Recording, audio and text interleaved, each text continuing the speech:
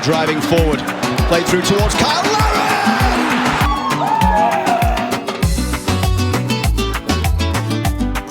Ингээд төв талбай дээрээс сурвалжлаа. Дэлхийн шуурхаас сурвалжлагч яг үнэ.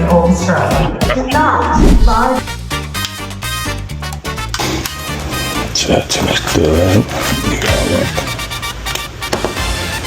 нэг аваад юм лоочнаа.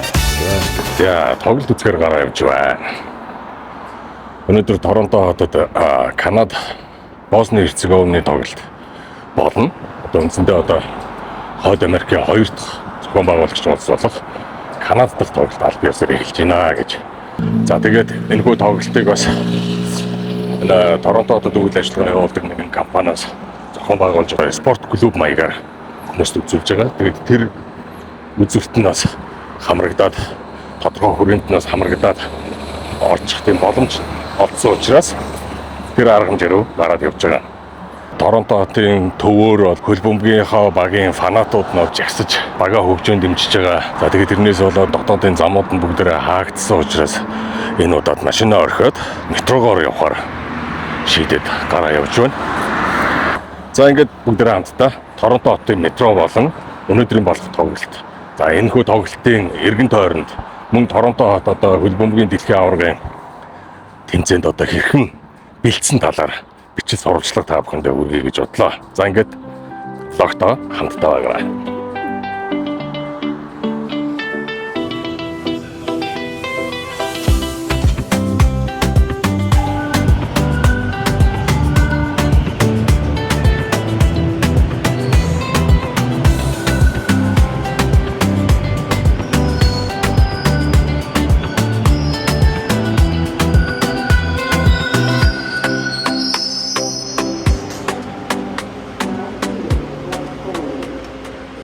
За энэ бол Торонтогийн метроны хэсэг юм. Одоо би ногоон шугамаар яваад Сент Жорж стейшн дээр буугаад шар шугам руу шилжиж суугаад хотын төвийн Юнион стейшн орох гэж явж байна.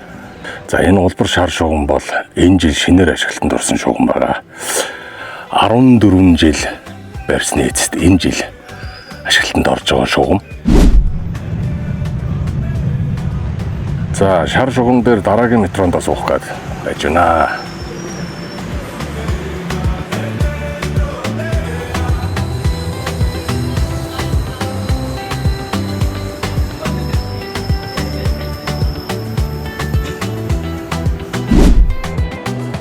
За Union Station Торонто хотын хамгийн төв цэг дээр зогсдог гал дэргэний зогсоол гэсэн үг.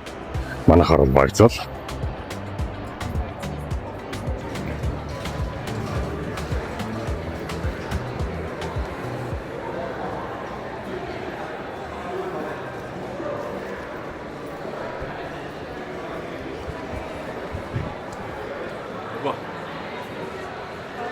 Богдуулаараа ертөнцийн зүгээ шиг баримжаагаа авдаг байсан ч одоо энд Сент тавраа олчих юм бол тэгээ Сент тавраасаа бүх зүг чигээ олно шүү дээ. Яг тэгэхээр нөгөө газар доогуур явж байгаа байхгүй юу? Нөгөө гадаа гарахлаар амар халуун. Тэгэхээр газар доогуурх нөгөө хот гэдэг нь шүү дээ. Тэр боломжоор явж чинь энэгээрээ сэрүүхэн энэгээрээ явж байгаад тэгээд нөгөө exhibition center рүү орчих. Тэр явж байна.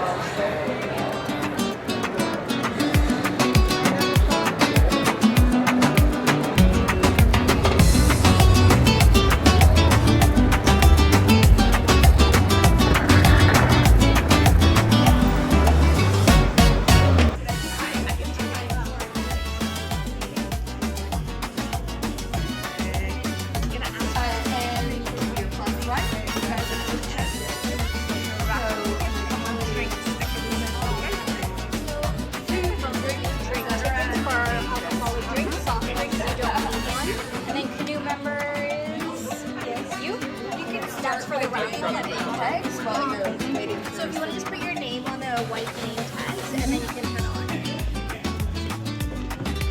Alright, so your ticket raffle will be happening here to everyone. За энэ ойролцоогоор нэг 200 орчим хүний арга хэмжээ байх шиг байна. Ингээд 2 дахинд хуваагдаж тоглолтоо үзэх юм байна. За мэдээж энэ гэрэлнүүд унтрах байх. За энэ хоёр дэлгэцэн дээр ингээд яг спорт клубын зарчмаар л тоглолтоо үзэхэндээ гоё байна. Уурын сул бол үнээр гоё байна. So you can both take like one ball. You can both take these filled or unfilled up to you. And then the kids' jerseys are pretty well done.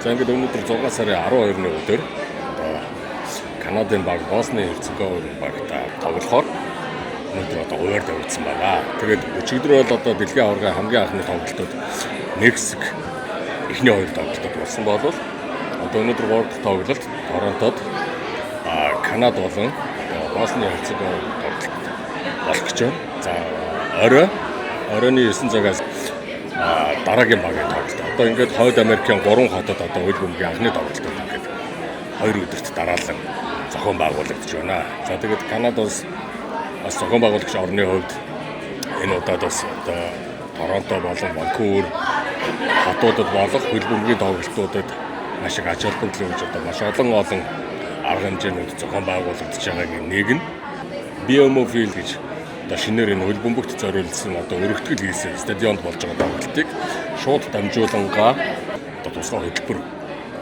явуулж байгаа нь одоо энэ хүү өдөрлөг энэхүү арга хэмжээ болж байна. Тэгээд энэ хүмүүст болохоор одоо ингээд юу гарын бэлгэн за энд байгаа одоо снэк болон босол уух зүйлсүүд бүгд өнгөө тэгээд бүгд бэлгэнд нэг юм арга хэмжээ зохион байгуулж байна.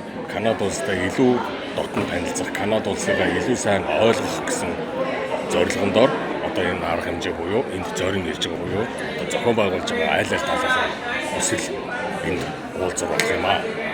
За тэгээд одоо дараагийн арга хэмжээнүүдийг сонирхцгоё. Ямар ч байсан энд энэхүү арга хэмжээний аль биесны хамтрагч нь бол одоо Tim Hortons гэдэг Канадын брэнд. Tim Hortons-ийн юм бөмбөг өглөө.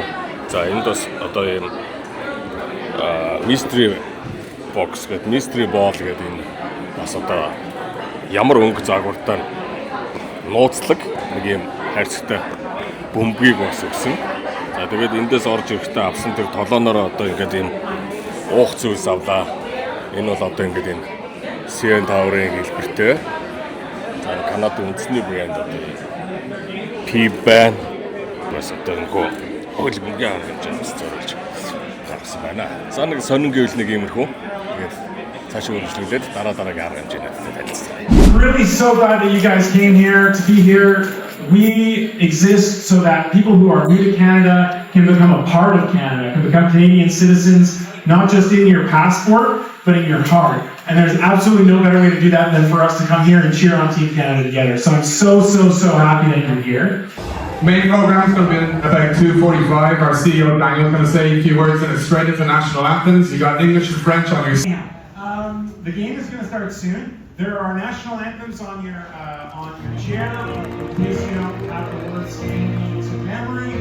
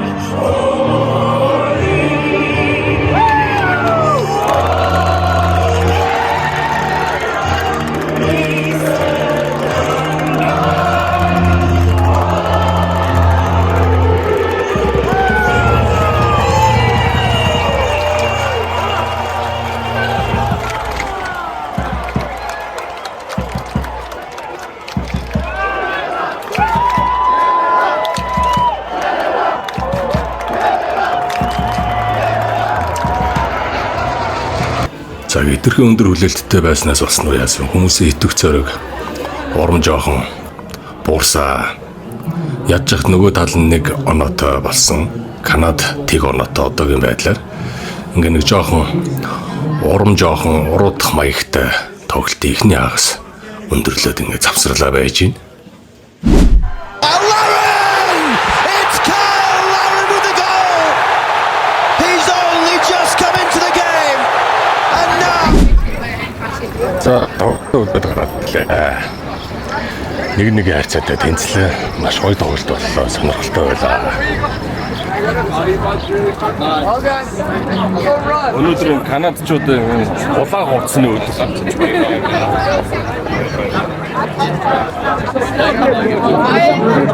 Улаан буюу цэгэр хувцс өмссөн хүмүүс өнөөдөр яг Канадад дэмжиж байгаа гэсэн. Яг тэр улаан хувцс өмссөнүүд нь хөл бөмбөгийн багийг, цэгэр хувцс өмссөнүүд нь бейсболынхоо багийг дэмжиж байгаа. За энэ саяны тоглолтод нэгээр тэнцсэн Боснигийн багийнхан одоо буудлын руу юм уу хааж иж буцаа явж байгаа харагдаж байна.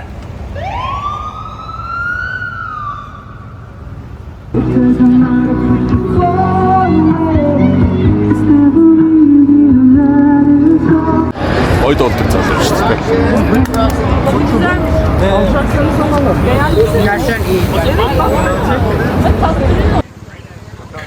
За одоо харин цаг эрт байгаа болохоор Торонтод дэлхийн хөл бөмбөгийн аврах шалгаруулах тэмцээнийг анх удаа зохион байгуулагч орноор оролцож байгаагийн хувьд тоглолтыг үзэх төв стадионоос гадна одоо хотын төвөөр өөр хаана ямар үйл ажиллагаанууд болж байгаатай танилцъя гэж бодож байна.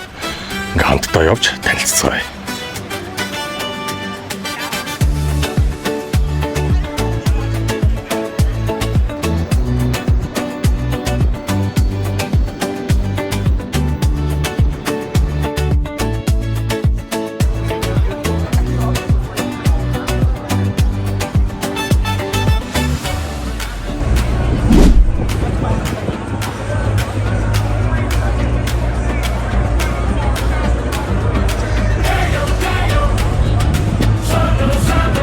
За энэ BMO Field гэх 45,000 хүний судалтай стадионд нийтдээ бол одоо 6 тоглолт зохион байгуулагдана.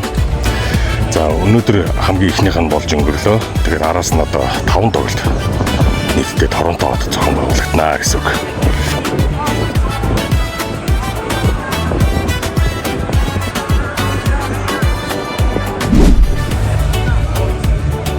За стадионд тоглолт үзэхээс гадна нэлээд олон газар одоо том жижиг янз бүрийн ивентүүд болж байгаа. За тэдний хамгийн том нь болохоор FIFA Fan Festival гэж байгаа. За хүн ам олонтой болоод тэр юм уу энэ удаагийн тоглолт үзэх ирэх бусад Fan Festival-ууд ихэнх нь одоо суглааны зарчмаар зохицуулсан байгаа. За энэ Fan Festival-ын орох эрхийг сарын өмнө төр жимний хэлснээр суглаагаар шийдсэн байгаа. Бид 6 сарын 26-ны өдөр очиж үзэхээр суглаагаа авцсан байж байгаа. Тэгэхээр яг орчинд нь очиж тоглолт үзсэн талаараа мэдээж дараагийн влогоор та бүхэндээ бас танилцуулъя гэж бодож байна.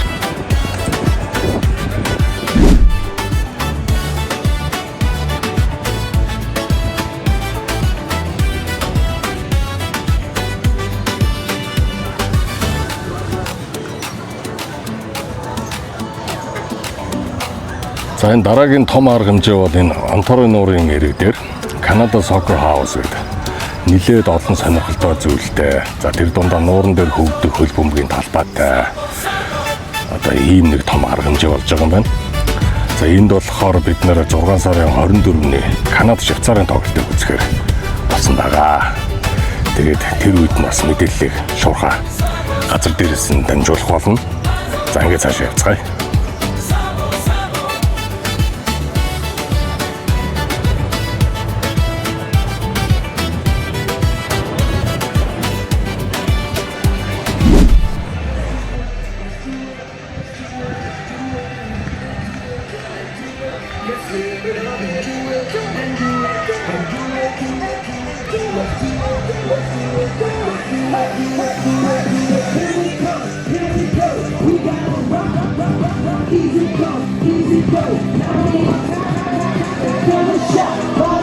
Торонто сайн орчинд хөл бөмбөгийн дэлхийн аврах шалгаруулах тэмцээнд зориулсан визагийн фэн зон идэвхжүүлэлтийн ажлууд явагдаж байгаа юм байна.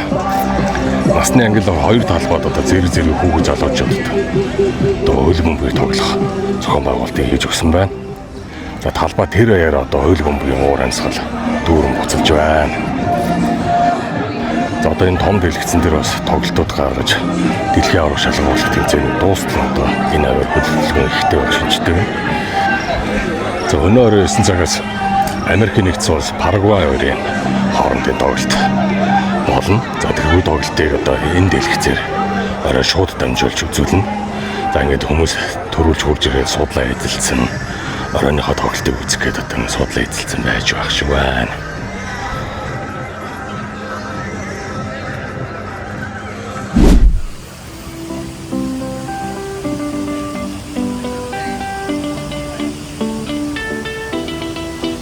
За дараагийн сонирхолтой зүйл бол залуучуудын дунд зарлагдсан одоо Минжиний эрэлт гэж энэ дижитал тоглоом байна.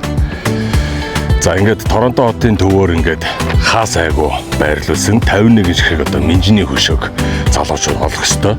Тэр Минжин бол одоо хөл бөмбөгийн дэлхийн аврах шалгаруулах тэмцээнд оролцож байгаа нийт улс орнуудын тугд албаа, үндсэн символ, одоо өнгө, загвар дизайныг одоо илэрхийлсэн ийм стил имижтэй 51 ширхэг минж байгаа. За тэгэхээр одоо залуучууд тэр 51 минжийг одоо олж тухайн даалгаврыг биелүүлснээр нэгд орсон хүн бол мэдээж маш өндөр шагналын эзэн болно. За ингээд одоо хотын төвөөр инфлюенсер болон одоо элдв камертай бичлэг влог хийдэг залуучууд бол энд дүү явж энэ 51 минжийг цуглуулах ажлыг хийж байгаа харагдсан. Одоо харахад бол маш хөвгчлөлтэй тоглоом байлээ.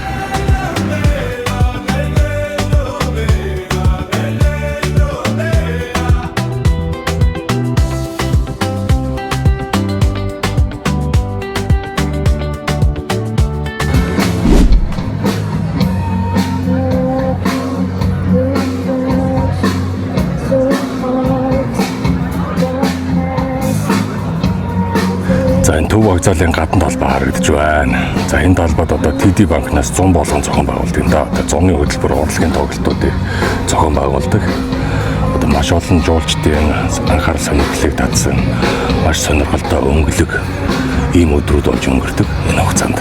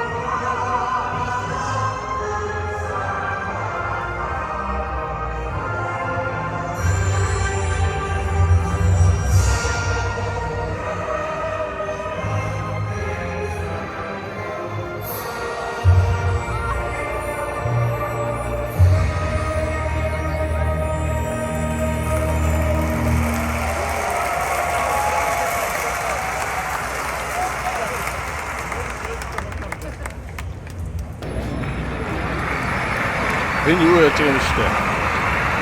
Нэг сонголтын урлагийн театрт тоглолт болж байгаа байна. Тэрийг шууд лайв дамжуулж байна. Сая тэр тайзан дээр яг классик хор оркестртойгоо нийлээд төрийн дуулаад дууллаа. За энэ бол Luminato гэдэг жил үрийн 6 сард зохион байгуулагддаг Торонтогийн хамгийн том олон улсын урлагийн их наадам гэж хэлж болно. Тийм наадам болж байна. За одоо Roy Thompson Hall гэдэг энтхийн хамгийн том одоо сонгогдсон урлагийн театрт энэхүү тоглолт яг одоо болж байгаа юм байна. Тэгээд энэ тоглолтыг одоо энэ төв талбайн дэлгэц рүүгээ шууд дамжуулаад дөнгөж сая одоо Канадын төрийн дуулалыг симфони харил хөгжмөнтэйгээр хоороо одоо дуулж байгаа тоглолтыг шууд дамжууллаа. За ингээд төв талбай дээрээс сурвалжлаа. Мэдээллийн шуурхаас сурвалжлаач.